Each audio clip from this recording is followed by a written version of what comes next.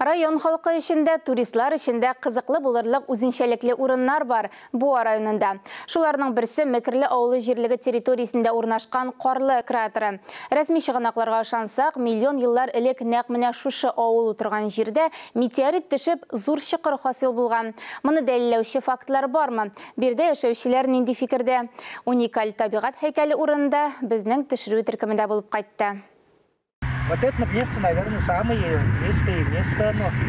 Андрей Андреев fikrinче, биредә метеорит төшкән дип фаразлаулар авылның рельеф буенча уйсу урында урнашуы белән бәйдә. Өстәвенә җирлекнең ян яклары күтәрелеп тора. Шул дәлилләргә таянып, Мәскәү галимнәре нәкъ менә бу җирдә метеорит төшеп, зур шикыр калдырган дигән фикергә килгән.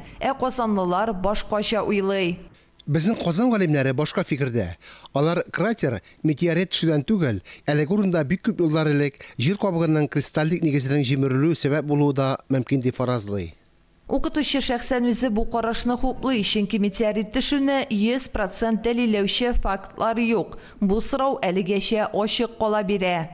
Казан университетының геология музеенда безнең җирлектән алынган тау тукымнары кисәкләре бар. Төрле журналларда аның җиргә төшүе турында рәсми мәгълүматлар бирелсә дә, мин аларны метеорит элементлары дип уйламыйм. Шулай да Қорлы кратеры белән кызыксынучылар юк түгел. 2013 елда Шиләбе метеориты төшкәннән соң аларның саны тагын да арткан. Самар өлкәсеннән туристлар килде.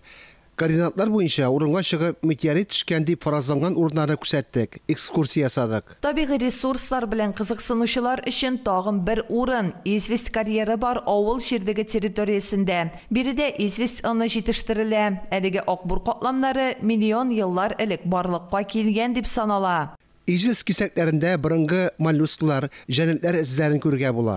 Әлеге урыннар борынгы заманнарда диңгез су астында булган. Анда яшәүче тереклек ияләре үлеп, әлеге Известь катламын барырга китергәннәр. Кыскасы, туристик маршрут булдырырлык әнә шундый уникаль урыннар бар районда. Алсу Сәмигуллина, Сирин Хәсәнов, Татарстан яңалыклары.